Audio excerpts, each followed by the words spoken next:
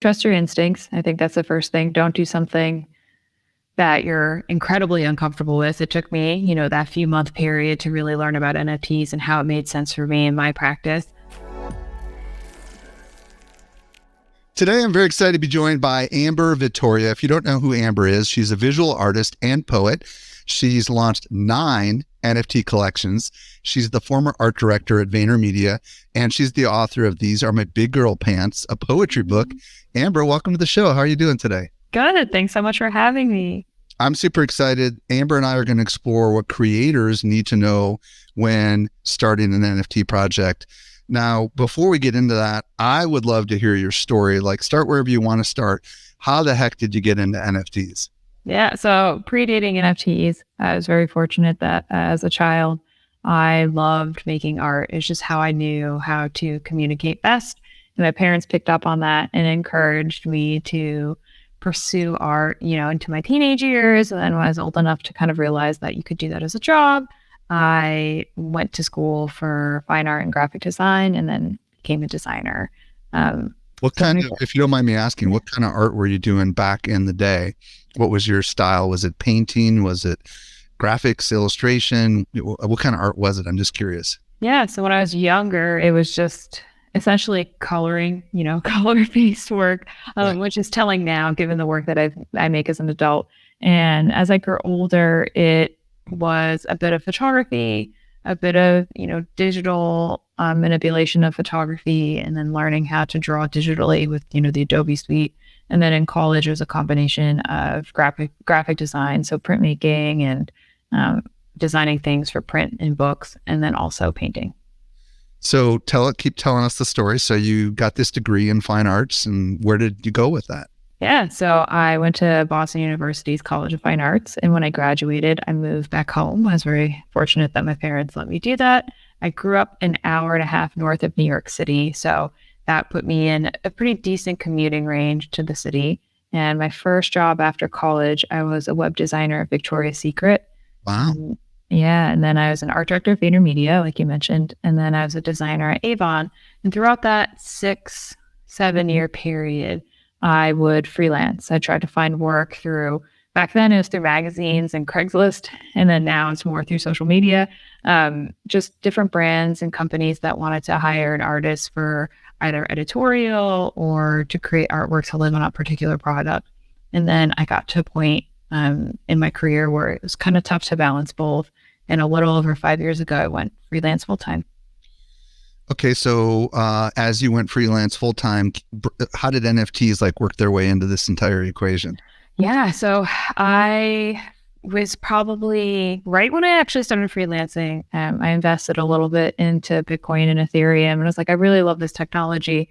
This will be life changing in the future. I never really thought that it would be life changing in the immediate future. I thought at least a decade or two from now for that technology to kind of seep its way into everyday life. So I, bought some ETH and bought probably a fraction of a Bitcoin and forgot about it. And then early 2021, I started to learn about NFTs through my husband. A few of his friends bought CryptoPunks and he's like, look at these, they're so cool. And I was like, yeah. Did he hold on them? Did he keep them? So his friends did, and we ended up buying one together. But before we got to purchase it, he explained what NFTs were. I was like, oh my goodness, this is similar to CryptoKitties, which I learned about years ago. I was like, this is really interesting. That's when I learned that artists were selling their work on the blockchain. And then he told me how much punks were. And at the time, it's nothing compared to now. And I was like, excuse me? I was like, for an image? And he's like, yep. And I was like, well, I like the image. So either this could be really smart or really stupid. And it was at the point in the pandemic where vaccines weren't really out yet. Everyone was kind of home in New York City. And so we're like, well, we're not going anywhere, doing anything. So this brings us joy. And but after that, I started to study how other artists were, presenting themselves and sharing their work on the blockchain, and started to sell my work myself. So, okay. So around 2020 is when you started. 2021. 2021? Yeah. Okay. So tell us a little bit about your very first project. And tell us about did you start investing in art NFTs? And then tell us a little bit more about your very first project and kind of bring us through that journey as well. Yeah. So I first started minting a few pieces on Maker's Place in February and March of 2021. And those pieces sold, which is really exciting. But at that time, minting was really expensive. To like mint one artwork as an NFT, it was like $500. Being a freelancer during the pandemic, sustaining that and hoping people would then buy it afterwards was a little bit tricky. Can you explain what you mean by minting? Because does that mean you as the artist had to pay to just put it out there? Or did you mean someone had to pay $500 just in gas fees to get your art? So I had to pay to put it on the blockchain as an NFT. And then there was a transaction fee, which is also the fee that someone would have to pay to purchase it at the time, which was also expensive. So it's something that I was like, this is really awesome, but like financially, like I don't think I could take that big of a risk to mint something. And then if it sits, I'm out $500. So I started to really watch how other artists were doing it because I was like, I can't be the only one that thinks this. And that's when I stumbled on OpenSea and how they had what they would call lazy minting, where essentially you would put the artwork up there, you could set a price, but it wouldn't mint until somebody bought it. And usually the person that purchased it would be the one paying those fees. And between that time, March and August, it became a little more affordable to mint artwork as NFTs, and since have become much more affordable, which is really great to see. So that's really when I started to sell and take NFTs as more of a priority within my freelance practice at August of 2021. So the first collection I came out with was my inaugural collection. It was 25 unique digital pieces that were abstract figurative, and they sold really well, which I was surprised by just because it's something so new and it had such a big of a learning curve. And how much were you selling them for, if you don't mind me asking? So it was in increments. So I did the first two, I want to say were like 0.25. And then I released a few more at half and then 1 ETH. And then some were. And what was ETH going for back then? Pretty expensive? I think it was like 2,000 to 2,500. I'd have to double check. So you were earning like at least 500 to many thousands of dollars, depending on the price point back then. And how was that compared to the kind of work that you've done in the past? Like, how did that change your mindset and perspective as a creator? It was really liberating because majority of my income and work that I did wasn't from selling my work as fine art. It was selling my work in collaboration with brands. So brand would commission me, I would do a piece, they would either put it on a product or an advertising or whatever. And then depending on the agreement, it'd either be a full buyout of the IP, which is very rare because that's more expensive, or a licensing agreement. And so it was always a goal of mine. It's again, 5-10 year goal to slowly incorporate selling my work as fine art into my practice. And NFTs allowed me to do it in a way where I could verify that it was work that I made, and I could connect with people that didn't even live within the United States that were interested in my work. So it was really cool. And kind of bring us up to the present. I mean, you've done a lot of collections now. Where are things at, and where are you at with your art and with NFTs? So flash forward 2 years, if you'd have told me 2 years ago what my life would have been, I wouldn't have believed you. I'd be like, what is an NFT? It's been really amazing to release different collections that speak to different themes. And then as the technology has evolved, it's been really fun to storytell with how that work is minted as well. So doing collections of editions of my work, or doing collections that are very story driven, that have a bunch of unique pieces to it. It's been really amazing and exciting to be able to really experiment with how I storytell. Given my work is very abstract, it leans heavily into the story and the message behind the piece. So to be able to do that in a way that's new and exciting for me as an artist has been truly incredible. Has this gotten to the point where this is your full-time thing now, doing NFTs, or kind of where are you at with the business? So I would say it's a combination. So I love doing client work, especially just because it allows me to work with other people instead of just me in my own head. But I would say that it's really opened up kind of bridging both worlds, where there are platforms and brands that are being built within the Web3 space that reach out to artists to commission us for, backgrounds to their NFT, or if they want us to, release a collection with them that's specific to an idea that we come up together. It's been really nice to kind of have those two, like client corporate work and then selling my work as NFTs, be bridged. So I would say it's about 50-50 where I drop my own work and then I also still do work with clients. First of all, thank you so much for sharing your story. We're going to kind of expand into a bunch of fascinating questions that I've got for you. But first, there are probably creatives listening right now, and some of them are artists, some of them are photographers, some of them might be writers or video creators or musicians. What do you want to say to creatives why should they consider launching NFTs? Because I'm sure plenty of them are very skeptical. They're not sure this is something they should do, and maybe they're curious and listening right now. What do you want to say to them as far as the value proposition of potentially pursuing something like this? I would always say trust your instincts. I think that's the first thing. Don't do something that you're incredibly uncomfortable with. It took me, that few month period to really learn about NFTs and how it made sense for me in my practice. But beyond that, I think it's just a really exciting way to reach new people that may connect with and or enjoy your work. And I think that's been the best part for me, is to be able to befriend so many new collectors who appreciate and love my work. And then we're able to discuss my work and the meaning behind it. And it helps me grow as an artist, as a person. So I would say the connection with other people has been the best part. Is it too late for artists and creatives to get involved, or do you feel like it's actually pretty early? I would say it's still incredibly early. The fact that, there's still some technological hurdles to even sell NFTs shows how early it is. And it kind of reminds me of when I was younger and I would have to plug in the internet to chat with my friends on AIM after I just left school and saw them. And then your mom wants to use the phone and you can't because you're on Instant Messenger. Yeah, AOL Instant Messenger, for those that don't know what AIM is, right? Yeah.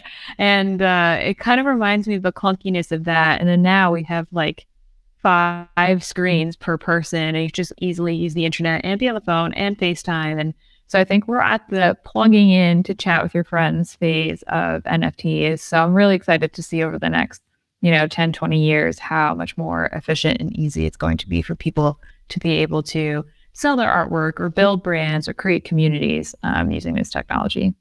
So let's talk about standalone art.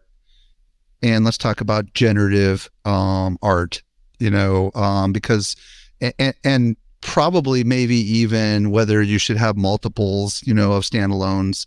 But let's talk a little bit about, just so creatives can kind of understand the pros and cons to a generative PFP, for example, or any other kind of generative NFT versus doing standalone art. What's your kind of thoughts on the pros and cons and considerations for each of these? Yeah, I would say I do predominantly standalone art. I've collaborated with one generative artist, Melissa Wiedericht, on a generative collection on the Tez blockchain, which is really exciting. So this is from my perspective as a standalone artist. The pros of doing your own artwork, whether editions or unique pieces or unique pieces that ladder up to a similar theme, it allows you to create work how you've normally created work. You don't have to adjust your process to a specific storyline if you don't want to. You could release work when it feels best to you. It parallels really selling your work as fine art in the physical world. Doing generative work, I don't know how to code. So I'd say there are a lot of artists out there that are generative artists. The beauty of this is you can easily create a collection of your work and have it sell as a small collection of fine art as well, if that's what you like to do. It's nice to also collaborate with people that can code to create generative projects. Again, I would say that for a generative art collection, I prefer ones that have a story behind it. I feel like those that collect really resonate with that. And then the third one that you mentioned, generative profile picture projects. I have a few friends that are artists that have those. And I think that when a lot of them first started to come out in 2020, 2021, it was just for the joy of collecting a digital collectible and being able to use it as your profile picture. And since it's really evolved into a lot of pressure of trying to grow the value of that collection, whether it's 5,000 or 10,000, and kind of creating a business retroactively. It's like you sold the product and now you're making a business from it. So I've seen a lot of folks struggle with that and the pressure of those that, felt like they were investing into that digital object to see it grow exponentially. So as an artist, I personally probably stray away from the idea of building a business based off of a visual asset class or a PFP, just because I've seen a lot of folks struggle with it because that's not usually how businesses are run. Usually you build a business, you have an idea, you have an ethos, and if that ethos includes a product, then you start to sell that product.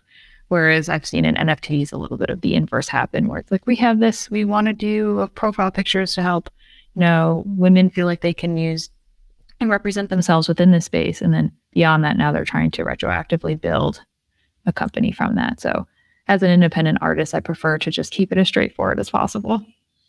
Yeah. And I mean, first of all, what I'm hearing you say is with the generative stuff, generally speaking, it sounds like you have to kind of hire a developer because it gets more complex, right? And my understanding of generative art is that it's different every time you mint it, right? I mean, and sometimes it's random, right? Like you have to, I don't know exactly how to describe it, but my understanding of it is that basically every time someone mints it, the chances of them having various traits or various features or whatever is somehow algorithmically determined by a smart contract. Is that your understanding of what that means as well?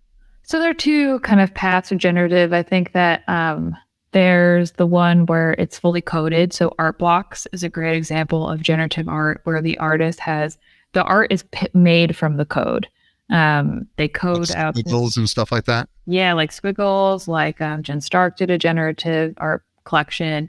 And that's a great example of someone writes a bunch of code, and then as they mint, the code creates the artwork.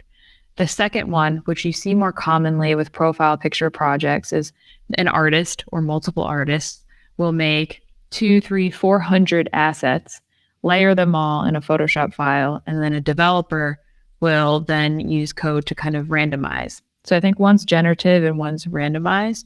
But the idea is exactly what you said, that you don't know what you're getting until after you hit mint. Yeah. And I know in the case of profile pictures, I've heard, like I have a bunch of Moonbirds and Kevin Rose and others have said, hey, we look at we kind of know what all 10,000 are going to look like before and them because we want to make sure we don't have accidentally things that shouldn't be together that just don't work together, presumably, right? Yeah. Like you said, ish. Yeah. So, let's talk about the idea of one-of-ones and additions and kind of explain that to people that don't know exactly what that means. Let's define what they are, and then let's maybe go into a little bit of like what we need to be thinking about if we're going to do additions versus one-of-ones. Yeah. So the term one-of-one, for those that are listening that have a printmaking background, will probably be very confused. When I first hear people like, oh, I'm a one-of-one artist, I was like, you do mono prints? I'm confused. So one-of-one is usually a term pre-NFT that was used to do a monoprint. You have something that you put on a surface and then you print it, and it's one print and that's it. It's one of one. But in the NFT space, because that is inclusive of digital artworks and photography, it's kind of morphed into this idea of a unique piece. And it's just like, that is the one piece that exists as an NFT, and that is it. And then for editions, it's very similar to that of screen printing or like woodcut editions, where it's a number of another number. So it could be 2 of 30 or 5 of 75, where there's a set that is total, they're all identical, and then you have a specific number within that set. So the same thing happens on the blockchain. You can mint on different types of contracts to have different variables. Some people have an edition where you only have the full collection set and no individual numbers. And then you can have one where each single one has an individual number out of the collection set. So it gives you a little bit more flexibility with how you want to edition and make your work more or less accessible, which is really nice. But it very similarly parallels how folks do it within printmaking. Have you done both? Yes. And what's the pros and cons from your perspective? I have done less one-of-ones or unique pieces, just because my goal within my practice is to have art be accessible as possible. I feel that art brings so much joy and excitement and question and wonder to people that it can be more accessible. I'm all about it. And so creating editions allows for that accessibility. So I've leaned more towards doing editions, especially as the whole economy is kind of in a bear market right now, and folks are trying to be more mindful of how they're spending and where they're spending their money. I really like the idea of having an edition because people all feel like they're a part of one piece, but then they can own their own individual asset from that without, breaking the bank. How many are typically in an edition when you do it, and what's some of the quantities that you see people doing? So it'll depend on the artist and their caliber and things like that. When I would do like print editions, it would be smaller just because the expense of screen printing is rough. Every color is a different screen, and I use every color known to man in my work. So, but with NFTs in particular, it will range. I have some editions that are 30, some that are 50. I did a timed edition, which is exciting. I've seen this happen more in the NFT space and is now rubbing off into the physical space where however many people purchase something within a certain time frame, that's what sets the edition number. So that's nice. Okay. Yeah. So just out of curiosity on that, how long typically are you timing? And I would imagine you've got to have a little bit of a marketing engine behind you to kind of get the word out about that too, right? Yeah, so I did one timed edition. I have one on January 12th as well. The one that I did a few months ago, I did for 7 minutes. And Oh, wow.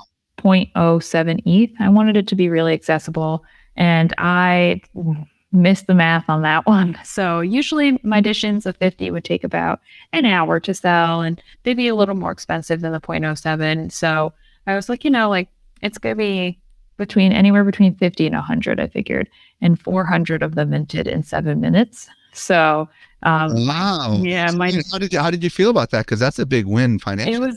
I was confused. I think confusion was the first thing. I was like, oh, wow, this is exciting. So for the next one that I'm doing, I like to thematically tie how I sell my work to people. So the piece that I sold that 400 of them sold was called The Serene.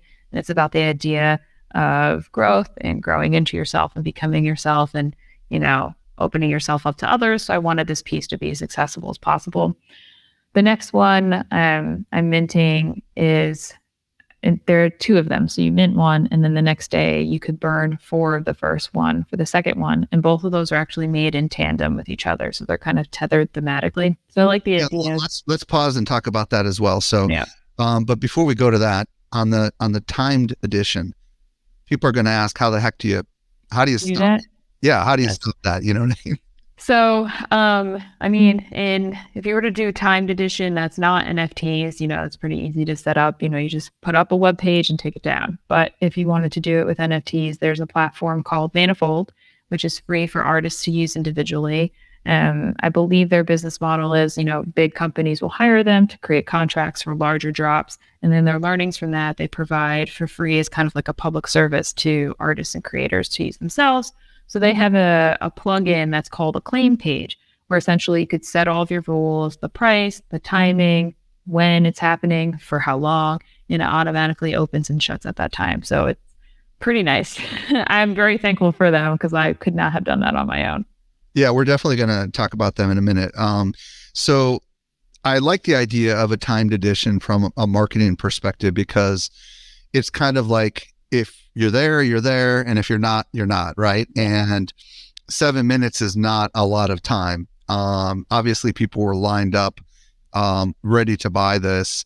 On the second idea that you're working on, which is the idea that you're essentially like expand on this idea of the burning of the token for the other art, and explain how that works so people can understand that. Yeah. So when you burn an NFT, you're essentially getting rid of it. But Manifold has come up with a really interesting plugin again, where if you have one specific type of NFT, you could burn X number of them for a different type of NFT.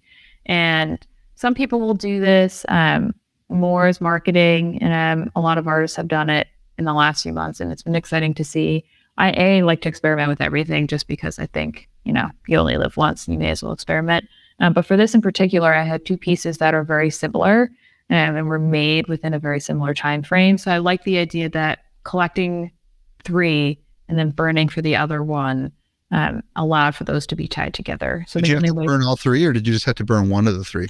So you burn all 3. So for this one, I have a mint cap set at 4. So in theory, if you wanted to keep the first one and then burn the second 3, you would then have both pieces.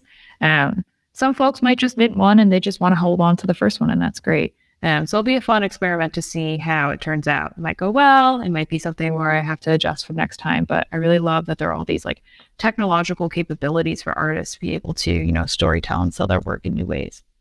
Well, and we have had Manny Coates, who's the founder of the Bulls and Apes Project, on this, and they allow you to earn tokens that can be essentially traded in for NFTs. Oh, wow. They call them teen bulls, and then you can burn X number of, if you have 4 teen bulls from these various guilds and you have these other NFTs, you can burn all of them and get this really valuable NFT, and that's the only way to get it.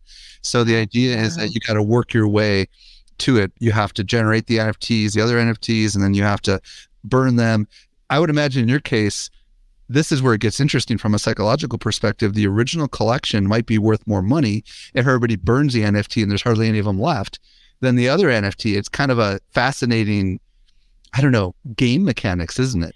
It is. And that's what I'm curious to see how it turns out. So for this one, I'm leaving the burning mechanism open indefinitely. It's my first one. So if, 100 years down the road, you're like, oh, and you buy 3 or 4, the first one, keep 1, and then you want to burn the other 3, you can.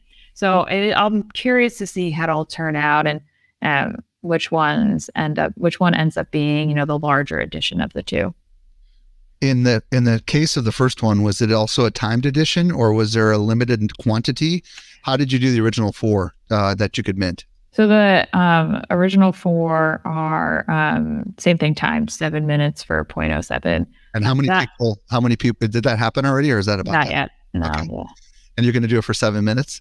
Yeah. So that worked out well. I think eventually I want to do a collection that I have a collection coming out with Coinbase in February. We haven't really nailed down the mechanics, but I would want to do one that's open for longer and then take a portion of those profits and then donate them somewhere. So that's another nice thing about timed editions is if you have other like ideas for like how accessible or how long you want them open for, and then you can easily take, part of those profits and donate them. It can really be really fun to story tell in that way as well. So it always gets me thinking about how I can sell my work and things like that. Just out of curiosity, the art that you're placing into the contract, is it high resolution art? Just for, I'm sure a lot of the designers are curious about how big this image is that you're putting onto the chain, if you will, or that's part of this. So, most places that you would go to mint allow you to upload pretty high res files. I've seen some file limits for things like video, which I can't speak to because I have yet to mint anything that's video or animated, but all the ones I upload are just the high-res files. Majority of my works are painted, so I high-res scan them in at 600 DPI, and that tends to be the file size that people can download, which some artists are a little hesitant about. They're like, oh, can somebody steal it? And it's like, yes, but usually people are pretty good-natured. They're only going to download it if they purchase the NFT, and then they're going to hang it in their home. If they're going to steal it to use it for commercial use, and then you could go after them like you would anyone else outside of the blockchain. Let's talk about this service called Manifold. Manifold.xyz is where everybody can go there. Kind of explain what it is and how it works a little bit more, because it sounds like it's kind of the big unlock for a lot of artists and anybody probably who wants to launch an NFT, right? So can you explain a little bit more about how it works? Yeah, so Manifold, I discovered through Twitter. A lot of artists are like, oh my goodness, finally a place where we could mint everything and it's seamless and we own our own contract. Because back when I first started selling my work as NFTs, it was on a shared contract on OpenSea. So you don't own the contract. And explain that a little bit, because a lot of people might just be, because OpenSea is like, as of now, it's the main place where everybody goes to buy NFTs. There's others like Blur.xyz, looks rare, but what's the downside to using the contracts that are on OpenSea, just so everybody understands that? Yeah, so any type of shared contract, I believe Super Rare had one at one point as well, and Foundation is you don't have control over that contract. So if you wanted to mint an NFT that changes over time, that becomes a lot more difficult when you don't own the contract. Also, you can't, you just don't know 100% what's in it. And over the last 2 years, a lot of artists, we've learned that owning your contract is just for the better. It gives you a lot more control. It allows you to be more specific with how you're storytelling and sharing and selling your work. So Manifold was one of the first places that allowed artists the ability to create our own contract in a really user-friendly way. I think they knew their audience. They have incredible YouTube style video tutorials on how to mint your own contract, on how to mint an NFT to that contract, the different types of contracts you can mint. And it's really seamless. I remember it was, not like a year and a half ago now, maybe a little less than a year ago, when I was like, you know what, I'm just going to sit down. I'm going to learn how to do this. And I thought that it would take me a few days. And in 2 hours, I had a contract minted and an edition. So it really makes it easy for artists to use, and it's free other than the transaction fees to mint the contract into the NFT, which over time have gotten more affordable. It's an incredible resource. Let's talk a little bit about royalties and how all that works. Does Manifold help you assign that, or do you have to go claim your collection on the various platforms and set up your royalties, and any tips on royalties in general? Yeah. So as time has gone on, it's changed a little bit. Before recently, you would have to go on to every single platform and write in the royalties, even if it was baked into your set on your Manifold contract. Just because royalties aren't written on the contract level, you're putting them in a specific area. Some platforms will listen to what you're writing, for your royalties, but some won't pull that data. So you have to go in and override yourself.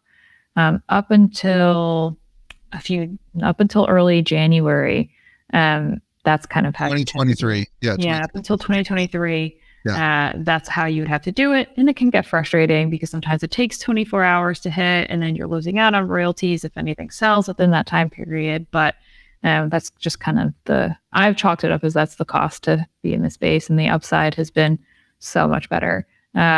Recently, though, OpenSea has a royalty protection registry where they will only enforce royalties on contracts that have a royalty enforcer.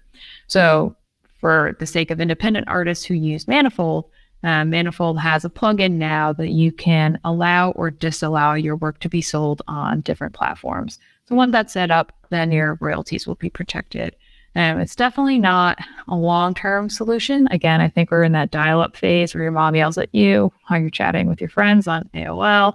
That's still, I think this is very reflective of that time where we're all trying to figure out how royalties could be honored, but also the nuances of royalties changing over time, royalties not changing, things like that. I think that this is a first step in protecting royalties while we're leaving ourselves open to innovate and grow for the future and how that could be more seamless. Yeah, and I think it's probably important for people to understand that if you accept this OpenSea NFT thing in your collection, it's forever. There is no undoing it, is my understanding. Sure. And the way I've heard it explained is the benefit of using OpenSea's concept is it bakes it somehow into the contract that it cannot be sold on a platform that does not honor royalties by default. And there's kind of a list that OpenSea maintains, right? And then if you're on the list or off the list, it just prevents the NFT for actually being sold on that. Is that your understanding? Am I accurate in this? Same, that's my understanding as well. It took me a while to fully wrap my head around it. And I think it's something that's still, as an artist and not a programmer, still slightly above my brain grade, I like to call it. But that is essentially what it is at its simplest form. It's nice because it doesn't, spiral to the bottom where all platforms are just going to get rid of royalties. But again, I think over time, there'll be more seamless ways to ensure that artists that want royalties will receive royalties from their work. Yeah. And I think that for those that don't understand how royalties work, royalties are paid when you sell the NFT, right? Isn't that how it works? So whoever is buying the NFT, if they buy one of your NFTs for 2 Ethereum, let's say, a portion of that goes back to you as the artist. Mm-hmm. A portion of that may go to the platform that is actually selling the NFT, like OpenSea.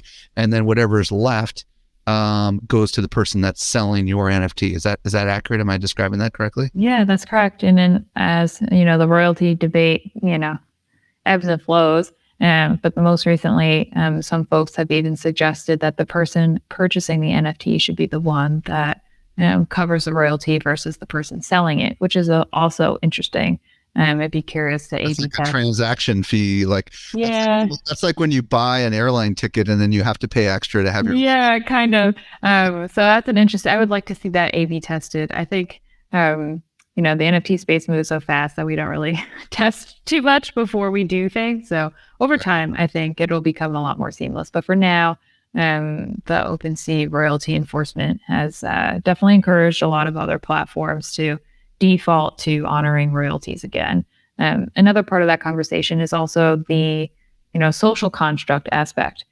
Obviously, if you want to circumvent royalties, even with all of that, you still very much can. I could send you an NFT and you could send me Ethereum, right? Exactly. Yeah. It's a little bit more of like trusting each other, but obviously if you know each other, you can do that. So I think it's more having a conversation as well of just saying that, artists usually historically within society are not valued until after we've passed. And I think that if we want a world that's full of culture and art, whether that's visual art or music or other types of art, it behooves us to support those artists while we're still alive. And I think royalties are very much a part of that. So just having that conversation, just like instead of, being, detractive from the space of art, trying to provide back to those that create the artwork is always a good thing for everybody. Have you found that in your case, you have made more on royalties than you have on the original minting of the NFTs? No, all of mine. And that's, I think, a reason I price my work the way I do. Obviously, I want my work to be accessible, but I don't rely on royalties just for that reason, knowing that it's very much a social construct right now, even though we're slowly starting to figure out ways to program it. I very much also encourage folks that want to collect my art to collect and hold on to it because they love it. Obviously, I don't control how people behave and why they're buying work and why they're selling my work. So the royalties always are a nice plus. The reason why I love royalties and when I first learned about this space and about royalties was for the long term. Obviously, if my all goes well and my work does very well in 3 to 5 decades, then yes, I would like myself or my family to be able to be a part of that hard work that I put towards that. So that's why I love royalties is because, down the line, it allows you to kind of be a part of your own story and your own journey. But I don't rely on them in the short term. But it's really nice to see that, creators that may rely on them more than I do have that additional supplemental income to continue to make their work. How often are you releasing new projects? And then also on the royalty percentage, what's your general stance these days as far as the percent of royalty that you're deciding when you launch these projects? Yeah, so collections will vary. If it's a larger collection, it usually takes me a while to create. So I'll do like 1 or 2 larger collections a year. And then in between, I'll release editions every few months. It'll just kind of depend on the artwork itself, if I feel that work will resonate as an NFT and why, and then when. So I try to keep that schedule just flexible as if I'm making my own work. I don't mint everything that I make. I think earlier on, artists felt this pressure to mint everything that we make. I don't. So just so we're clear, so are you generally are you just kind of winging it, or do you have I'm going to release once a quarter kind of strategy? Or I'm just curious what your thoughts are on this, how often you're actually coming out with new stuff. Yeah. So I kind of listen to the market and see is artwork doing well right now? Are people, wanting to collect artwork right now? So it's a big portion. But in terms of a hard and fast cadence, I don't have that. So outside of doing 1 medium to large size collection a year, beyond that, additions will kind of be maybe 1 to 2 times a quarter, really just depending on the timing, my availability, if I'm doing other projects with clients and things like that. So it's definitely not a set science and more of an art form, but it'll depend on the year, the demand, and then the type of work that I'm making. When you say large collection, can you clarify what you mean by that? Yeah, so for large for me, so I had in July, and then December, 2 larger collections. People laugh and they say they're still small. But, for me doing all the work myself, it feels pretty large. July of 2021, I came out of 2022. July of 2022, I came out with a collection called Memories of a Masterpiece. Took me about 6 months to make them all. There are 999 pieces that were hand scanned into a scanner, Oh, wow. leveraging different collage pieces. And so for me, that was my biggest collection ever. It's still. Yeah, how are you pricing that, by the way, just out of curiosity? So that one, 9 is my lucky number. I have a little 9. So I priced that one at 0.09 ETH, and ETH at that time was like 1,500. I'd have to double check. So I like numbers are a big thing for me. So I try to, it's easier for people to remember. There are 999 of them, 0.09. It's just easier to remember. So that's what I did that collection at. And then December of 2022, I was MoonPay's artist in residence, and I had made 100 pieces of digital art. Some were editions of 30, some were editions of 15, and some were unique pieces or one of ones. And then that full collection was 1,500 NFTs. I don't see myself ever making a collection larger than that, just because it's a lot. What did you price those at? And those were at, I want to say 0.1. So I try to keep it more accessible in pricing. So anywhere between $100 to $200 USD, if I were to translate, similar to what one would pay for an edition in the physical world. So I try to keep those pretty accessible. But as time goes on and I get older, I'm like, I don't know if I have the stamina to continue. So that's why I really love editions, because it's one artwork, an edition of a certain number, and it allows folks to, be a part of a community that all speak to and resonate with that one artwork. And then the labor is a little bit less on me, just managing how people are collecting that work, why they're collecting it, things like that. What do you typically put in your royalty percentage at? So it depends. I've done 10% up until the collection with MoonPay. That I did 7.5%, and MoonPay has 2.5%. So Reeds is 10% still. That's something that I still want to explore and experiment with as time goes on. Maybe having a sliding scale of royalties, but for right now, the maximum is 10% that they allow on the Ethereum blockchain, at least. I know Tezos could be a lot higher, and that's a percentage that I feel comfortable with. You mentioned you're doing something with Coinbase. If you want to mention that real briefly, and then also if people want to see your art, they want to see your collection, where would they go? And then also if they want to connect with you on the socials, do you have a preferred platform for that? Yeah. So you can find all my work on my website, ambervittoria.com. You'll find all my social media there, but it's all Amber_Vittoria. I'm pretty responsive in all the DMs, I would say, but I'd say as of now, Instagram's a little bit more organized with their direct messages than Twitter is. So I think the chances of me seeing it are higher on Instagram right now than on Twitter. And for those listening, Vittoria is Vittoria.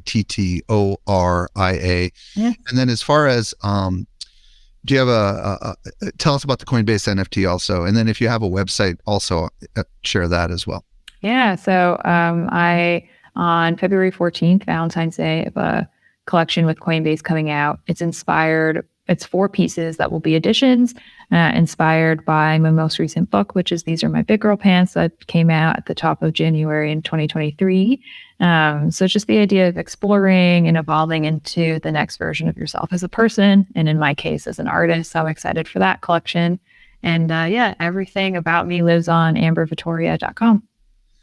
Amber, thank you so much for being the first actual true artist creator who I've had on the show. Thanks. Who's actually like unraveled how you're doing what you're doing. I think so many people in the future that are creators are going to be listening to this and like finding this super valuable. I just want to say thank you so much for sharing all of the experience that you've had with us.